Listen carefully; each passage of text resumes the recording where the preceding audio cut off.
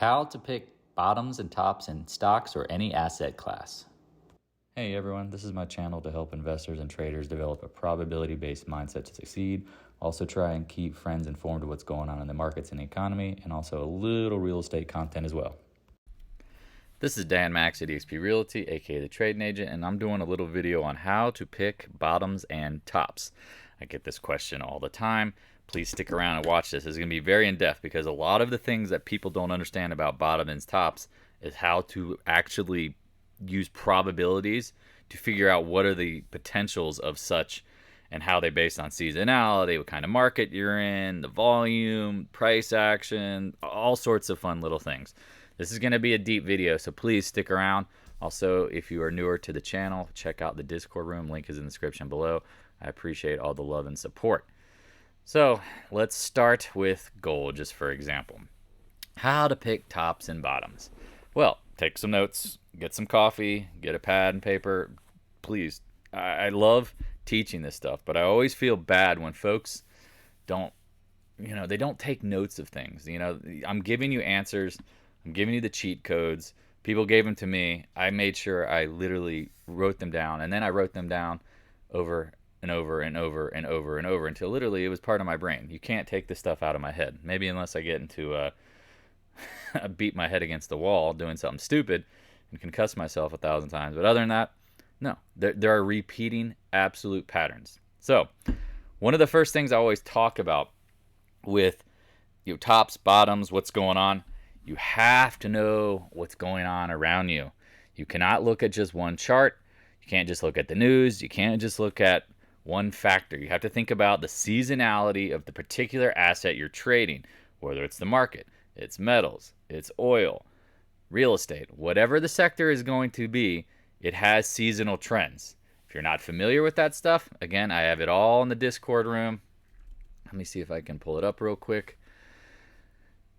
It's all in the reference articles, all in the side chats. So again, I don't look at it that regularly because I know what it is. I know exactly what the seasonality of most things are. So there's tons of the stuff, recommended reading, whatever. We'll get into that here shortly, or not even necessarily shortly. Just stop by the room if you have questions, or ask me. I can send you that. Lupus, if you're around, the seasonality charts for folks. So one of the things that we talk about for tops and bottoms is, all right, you know the seasonality, what kind of market you're in. Well, what kind of market are you in? Are you in a bear market? Are you in a bull market? Is it an uptrend, downtrend, whatever you want to call it? Well, first, I always tell people, start on the monthly. Do not ever start a trade for a swing trade, seasonality trade, whatever trade you want to talk about. If it's more than a day, even a day trade, I'm still looking at the monthlies first. You start on the longer term charts because they're going to be the most powerful. They're going to indicate the bigger trend. If you don't think this is true, good luck. I call this tunnel vision. Staring at intraday charts, trying to figure out the bigger direction in the market doesn't make sense.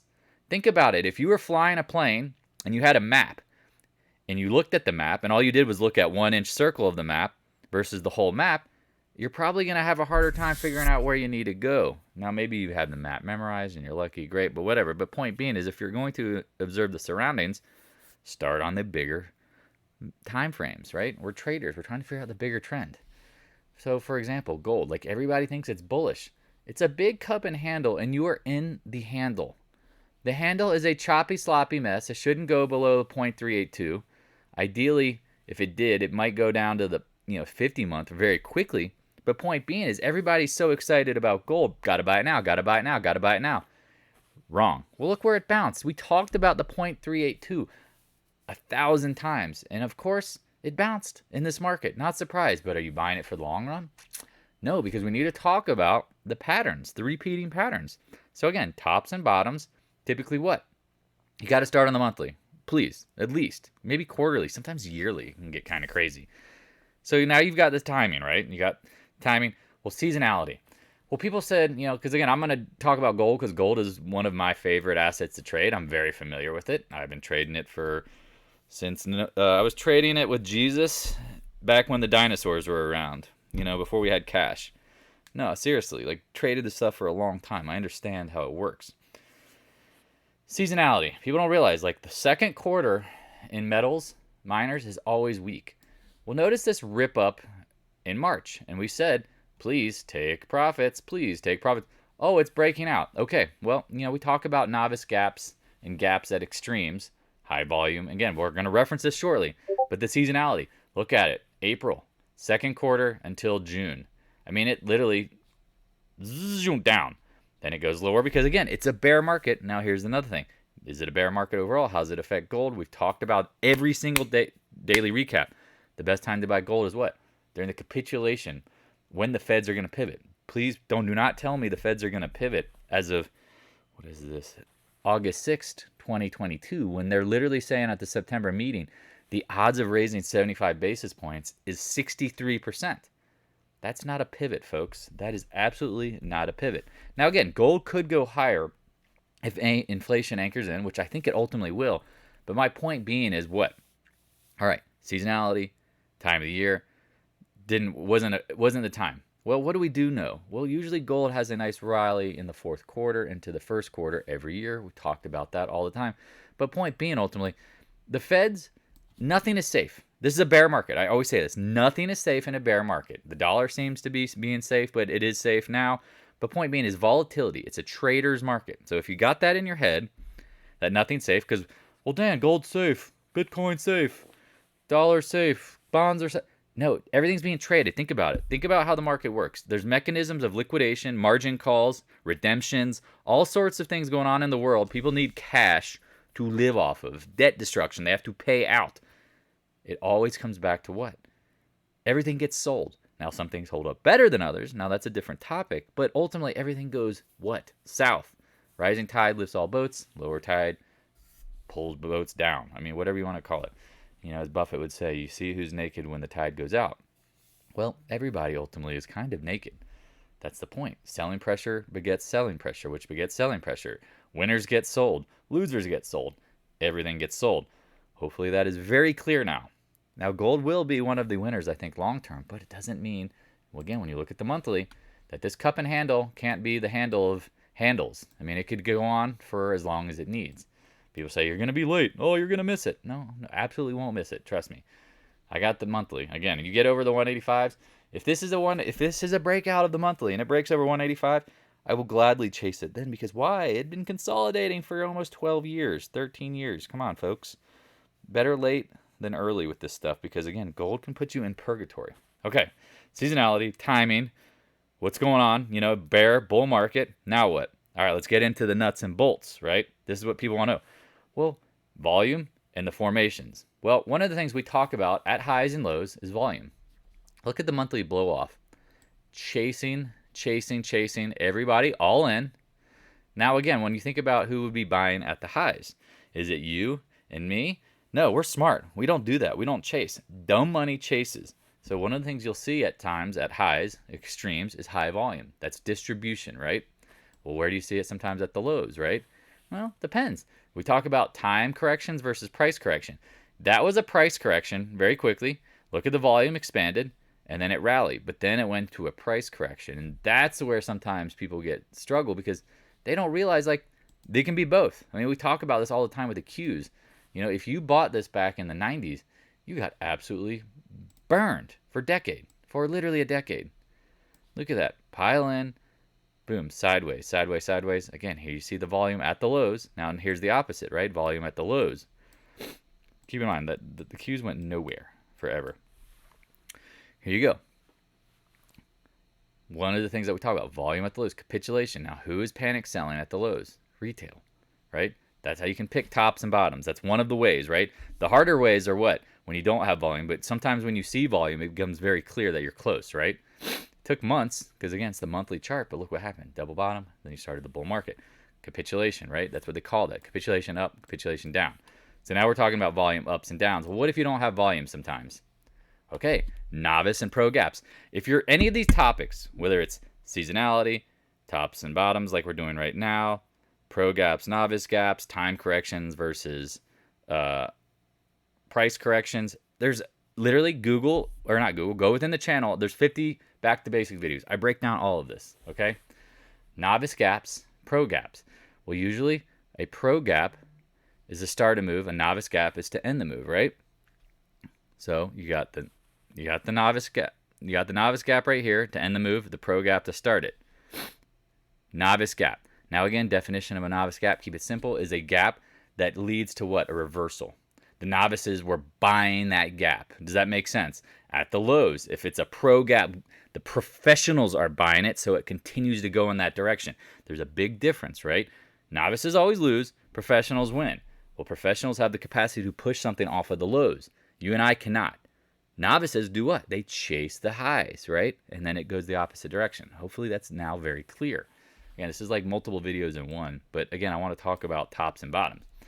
So one of the things we always talk about, bottoms, tops take time, right? We just talked about that. Sometimes, why are some more straight line fail, and then some, why do some fail quickly and why do some don't?